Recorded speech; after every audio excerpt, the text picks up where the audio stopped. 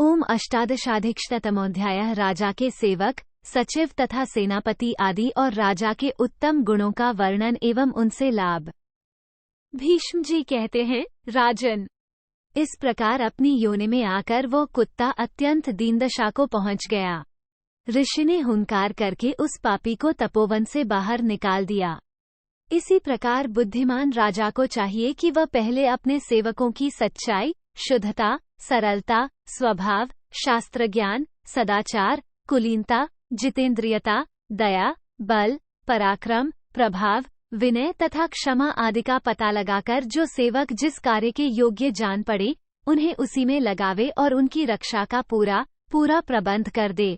2-3 राजा परीक्षा लिए बिना किसी को भी अपना मंत्री न बनावे, क्योंकि नीच कुल के मनुष्य का साथ पाकर राजा को न तो सुख मिलता है और न उसकी उन्नति ही होती है। 4 कुलीन पुरुष यदि कभी राजा के द्वारा बिना अपराध के ही तिरस्कृत हो जाए और लोग उसे फोड़ें या उभाड़ें तो भी वो अपनी कुलीनता के कारण राजा का अनिष्ट करने की बात कभी मन में नहीं लाता है। 5 किंतु नीच कुल का मनुष्य साधु स्वभाव के राजा का आश्रय पाकर यद्यपि दुर्लभ ऐश्वर्य का भोग करता है, तथापि यदि राजा ने एक बार भी उसकी निंदा कर दी तो वो उसका शत्रु बन जाता है। 6 अतः राजा उसी को मंत्री बनावे जो कुलीन, सुशिक्षित, विद्वान, ज्ञान विज्ञान में पारंगत, सब शास्त्रों का तत्व जानने वाला, सहनशील, अपने देश का निवासी, कृतज्ञ, बलवान, क्षमाशील, मन का दमन करने वाला, जितेंद्रिय, निर्लोभ, जो मिल जाए उसी से संतोष करने वाला, स्वामी और उसके मित्र की उन्नति चाहने वाला, देश काल का ज्ञाता, आवश्यक वस्तुओं के संग्रह में तत्पर। सदा मन को वश में रखने वाला, स्वामी का हितैषी, आलस्य रहित, अपने राज्य में गुप्तचर लगाए रखने वाला, संधि और विग्रह के अवसर को समझने में कुशल, राजा के धर्म, अर्थ और काम की उन्नति का उपाय जानने वाला, नगर और ग्रामवासी लोगों का प्रिय, खाई और सुरंग खुदवाने तथा व्यूह निर्माण कराने की कला में कुशल। अपनी सेना का उत्साह बढ़ाने में प्रवीण, शकल, सूरत और चेष्टा देखकर ही मन के यथार्थ भाव को समझ लेने वाला, शत्रुओं पर चढ़ाई करने के अवसर को समझने में विशेष चतुर, हाथी की शिक्षा के यथार्थ तत्व को जानने वाला, अहंकार रहित। निर्भीक, उदार, संयमी, बलवान, उचित कार्य करने वाला, शुद्ध पुरुषों से युक्त, प्रसन्नमुख, प्रियदर्शन, नेता, नीति कुशल, श्रेष्ठ गुण और उत्तम चेष्टाओं से संपन्न, उद्दंडता रहित, विनयशील, स्नेही, मृदुभाषी, धीर, शूरवीर, महान ऐश्वर्य से संपन्न तथा देश और काल के अनुसार कार्य करने वाला हो। 7-14 जो राजा ऐसे योग्य पुरुष को सचिव, मंत्री बनाता है और उसका कभी अनादर नहीं करता है, उसका राज्य चंद्रमा की चांदनी के समान चारों ओर फैल जाता है। 15 राजा को भी ऐसे ही गुणों से युक्त होना चाहिए, साथ ही उसमें शास्त्र ज्ञान, धर्मपरायणता तथा प्रजापालन की लगन भी होनी चाहिए। ऐसा ही राजा प्रजाजनों के लिए वांछनीय होता है। 16 राजा धीर, क्षमाशील, पवित्र, समय पर तीक्ष्ण, पुरुषार्थ को जानने वाला, सुनने के लिए उत्सुक, वेदज्ञ, श्रवण प्रायण तथा तर्क वितर्क में कुशल हो।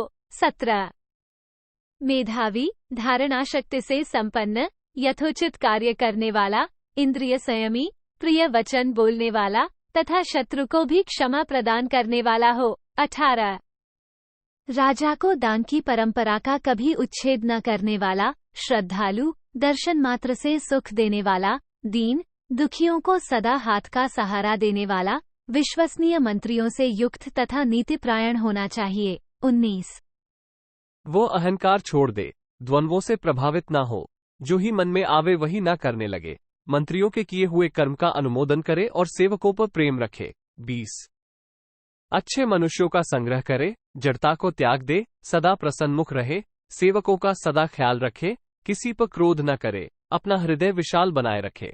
21 न्यायोचित दंड दे, दंड का कभी त्याग न करे, धर्म कार्य का उपदेश दे, गुप्तचर रूपी नेत्रों द्वारा राज्य की देखभाल करे, प्रजा पर कृपा दृष्टि रखे तथा सदा ही धर्म और अर्थ के उपार्जन में कुशलतापूर्वक लगा रहे। 22 ऐसे सैकड़ों गुणों से संपन्न राजा ही प्रजा के लिए वांछनीय होता है। नरेंद्र राज्य की रक्षा में सहायता देने वाले समस्त सैनिक भी इसी प्रकार श्रेष्ठ गुण समूहों से संपन्न होने चाहिए। इस कार्य के लिए अच्छे पुरुषों की ही खोज करनी चाहिए तथा अपनी उन्नति की इच्छा रखने वाले राजा को कभी अपने सैनिकों का अपमान नहीं करना चाहिए। 23-24 जिसके योद्धा युद्ध में वीरता दिखाने वाले, कृतज्ञ, शस्त्र चलाने की कला में कुशल, धर्मशास्त्र के ज्ञान से संपन्न, पैदल सैनिकों से घिरे हुए, निर्भय, हाथी की पीठ पर बैठकर युद्ध करने में समर्थ, रथचर्या में निपुण तथा धनुर्विद्या में प्रवीण होते हैं, उसी राजा के अधीन इस भूमंडल का राज्य होता है। 25-26 जो जाति भाइयों का अपमान तथा सेवकों के प्रति शठता कभी नहीं करता और कार्य साधन में कुशल है, उसी राजा के अधिकार में ये पृथ्वी रहती है। जिस राजा में आलस्य, निद्रा, दुर्व्यसन तथा अत्यंत हास्यप्रियता ये दुर्गुण नहीं है, उसी के अधिकार में ये पृथ्वी दीर्घ काल तक रहती है। जो बड़े बूढ़ों को सेवा करने वाला, महान उत्साही, चारों वर्णों का रक्षक तथा सदा धर्माचरण में तत्पर रहता है, उसी के पास ये पृथ्वी चिरकाल तक स्थिर रहती है। जो राजा नीति मार्ग का अनुसरण करता, सदा ही उद्योग में तत्पर रहता और शत्रुओं की अवहेलना नहीं करता, उसके अधिकार में दीर्घ काल तक इस पृथ्वी का राज्य बना रहता है। पूर्व काल में मनु जी ने पुरुषार्थ, दैव तथा उन दोनों के अनेक भेदों का वर्णन किया था। वह बताता हूँ, सुनो। कुरुश्रेष्ठ, बृहस्पति जी ने नरेशों के लिए सदा ही उद्योगशील बने रहने का उपदेश दिया है। तुम सदा नीति और अनीति के विधान को जानो।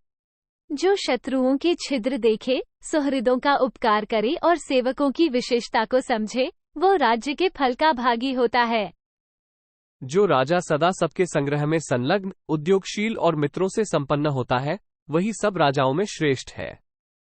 भारत, जो उपर्युक्त मनुष्यों का संग्रह करता है, वो केवल एक सहस्र अश्वारोही वीरों के द्वारा सारी पृथ्वी को जीत सकता है। 28 इति श्रीमहाभारते शान्तिपर्वणि राजधर्मानुशासनपर्वणि षोडशी संवादे अष्टादशाधिकशतमोऽध्याय 118।